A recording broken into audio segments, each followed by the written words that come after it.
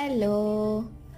ഒരു കാലമായ അത്തറിൻ്റെ കുപ്പി വിട്ടപ്പോൾ വിചാരിച്ചു ഇതായിട്ട് എന്ത് ചെയ്യാമെന്ന് ആലോചിച്ചിരുന്നപ്പോഴാണ് ഞാനൊരു ചെറിയ ടൈപ്പ് മെസ്സേജ് നമുക്ക് ഇഷ്ടപ്പെട്ടവർക്കോ നമുക്ക് ഫ്രണ്ട്സിനോ ആർക്കെല്ലാം നമുക്ക് ഇഷ്ടപ്പെട്ടൊരു മെസ്സേജ് എഴുതി കൊടുക്കാൻ പറ്റും ഈ കുപ്പി കൊണ്ട് എന്ന് ഞാൻ വിചാരിച്ചു.